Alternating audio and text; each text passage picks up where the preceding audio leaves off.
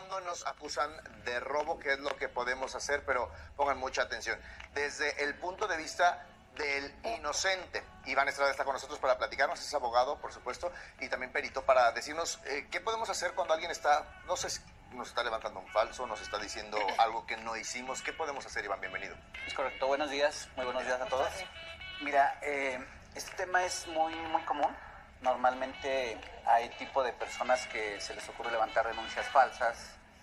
Digo, es importante saber, obviamente, y poder determinar si la acusación que se está realizando en mi contra tiene en determinado momento algún fundamento o si tiene algún elemento en el cual efectivamente yo pueda salir perjudicado o que en determinado momento yo pueda tener alguna responsabilidad, ¿no? Si la denuncia obviamente nada más es una denuncia para efecto de tratar de perjudicarme o con la finalidad de manchar, digamos que mi reputación, pues es claro que yo puedo acudir también a una instancia legal correspondiente y puedo iniciar una denuncia por acusaciones falsas. En este caso es una difamación, ¿vale? ¿Cómo se protege? O sea, la pregunta tal cual, ¿cómo se protege una difamación? ¿Cómo se protege un mal juicio a una persona? ¿Existe algo, una cantidad de tiempo, de dinero? ¿Cómo es? Mira, aquí, en este caso, hay que recordar que el nuevo sistema de justicia penal actualmente es un sistema en el que se vela por la inocencia, en este caso, del imputado. Es decir, nadie es culpable hasta que no se demuestre lo contrario. En sí, protegerlo como tal, pues yo no te puedo decir si ahorita una persona te acusa falsamente por algún ilícito, por algún hecho que tú no cometiste, pues es claro que yo lo que tengo que hacer, primeramente asesorarme con un abogado, ¿no?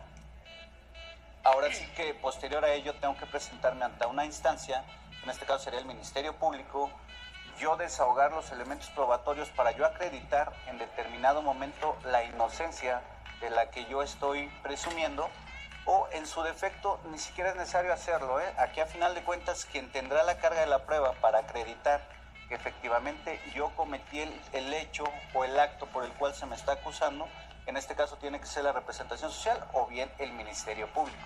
Ellos tendrán la obligación de acreditar por medio de elementos probatorios, o en este caso actos de investigación, que efectivamente la responsabilidad recae sobre mí.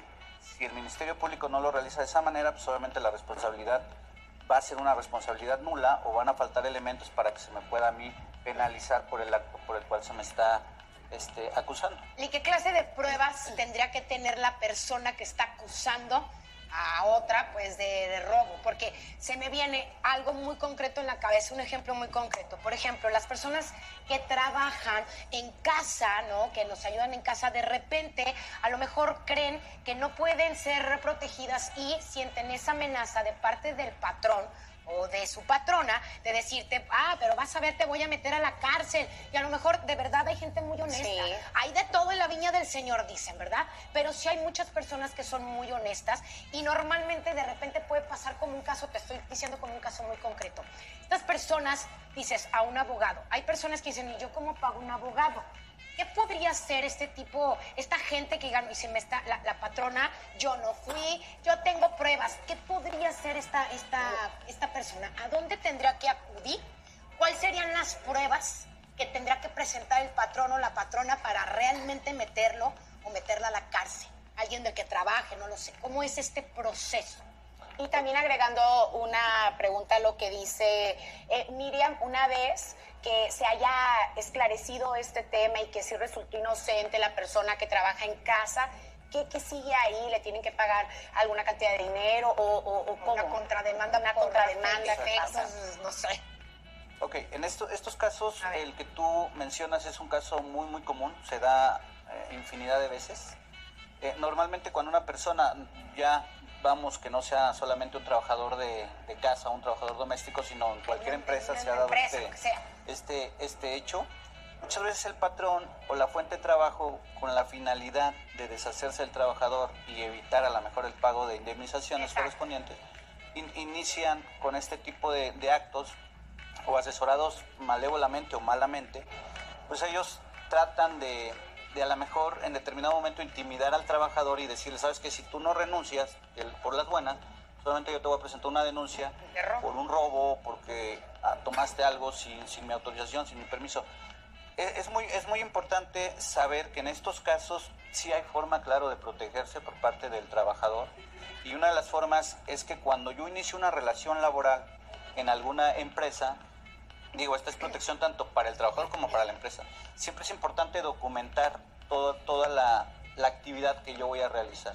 Es decir, si yo soy un trabajador doméstico, si inicio a trabajar dentro de una casa y mis labores son la limpieza, a lo mejor el cuidado de la casa, o a lo mejor tengo en determinado momento algunas actividades como proteger algún bien o proteger alguna cuestión que implique dentro de esas labores, pues es claro que yo cuando firmo un contrato colectivo de trabajo, un contrato individual de trabajo, yo tengo que especificar y tengo que darme cuenta que dentro de esas cláusulas de mi contrato se especifica cuáles son las actividades que yo voy a realizar. Uh-huh. Es decir, si yo en esas actividades tengo que resguardar algún bien y de ese bien posteriormente se me acusa de que yo lo tomé sin autorización del dueño, pues en este caso yo ya podría llevar este documento y decir, oye, espérame, yo no lo tomé, dentro de mis facultades estaba el resguardo, con supervisión e incluso sin supervisión de la persona. Entonces, si yo llevo ese documento a la autoridad, pues con ese documento pues es claro que el delito de robo ya no se estaría generando. Pero, por ejemplo, en el caso de una persona que trabaja en casa, o sea, ¿cómo se protege? Porque puede haber, de verdad, una amenaza de decir, sí, pero vas a ver, tú fuiste en la...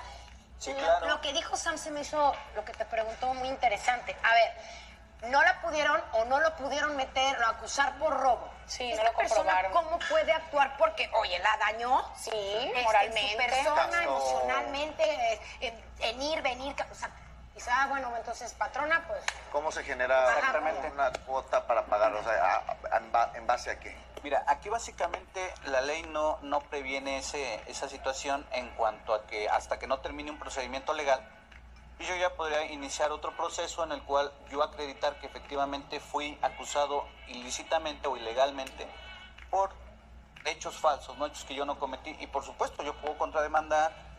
Recordemos que cuando una persona se presenta ante un ministerio público, ante una autoridad en servicio de sus funciones, pues a mí se me protesta para conducirme con verdad. Si yo me presento ante un ministerio público y hago manifestaciones falsas, pues es claro que yo en determinado momento voy a incurrir en un delito que se llama realizar manifestaciones falsas ante una autoridad judicial. Obviamente ya presentando, ya terminando el asunto, ya una vez yo acreditando mi inocencia, tendría la facultad de presentarme al Ministerio Público con esos datos de prueba, con ese juicio que terminó, y entonces ahora sí yo exigirle a la persona que pague por el daño que me ocasionó, porque pues pudo haber sido un daño que destruyó mi reputación, destruyó mi fuente laboral. Oye, no te dan una carta de recomendación. Exactamente. Para trabajar otro Claro. trabajo. Aquí destruye, y ese tipo de actos, por supuesto que lo voy a hacer, lo voy a valorar, y una autoridad es la que va a valorar si efectivamente lo que yo estoy solicitando como gastos por el daño que se me ocasionó se me va a terminar pagando. Aquí también es importante saber que un trabajador no solamente cuenta con presentarse a un ministerio público para realizar ese tipo de actos. Cuando existe un acto o hostigamientos laborales, también el trabajador tiene la facultad de presentarse ante la Procuraduría de la Defensa del Trabajo para efecto de manifestar que dentro de su fuente laboral está siendo amenazado, está siendo hostigado o se le está impidiendo que pueda continuar con las actividades que normalmente realizaba, y es con la finalidad a lo mejor de darlo y hacer que renuncie voluntariamente. Bueno. Pero es posible hacer eso. Iván, pues muchísimas gracias, un tema importante y mucho más también ahorita cuando hay cierres de año y eso también hay personas que no quieren que pagar que el aguinaldo, que no quieren pagar cierto tipo de cosas y sucede más. Hay que checarlo también con nuestros abogados o con quien podamos tener esta referencia. El gobierno también puede apoyarte en eso, la gente que no tiene dinero. O sea, sí Cuando no se cuenta con los medios económicos, pues es claro que el gobierno te va a otorgar un defensor de oficio, claro, un defensor que no te va a generar gastos, pero pues, en este caso, si se cuenta con los recursos, lo recomendable es acudir a un despacho particular para poder resolver sus... Iván, muchísimas gracias. Gracias. Te agradezco que estén muy Por bien. otro lado hay música en cada...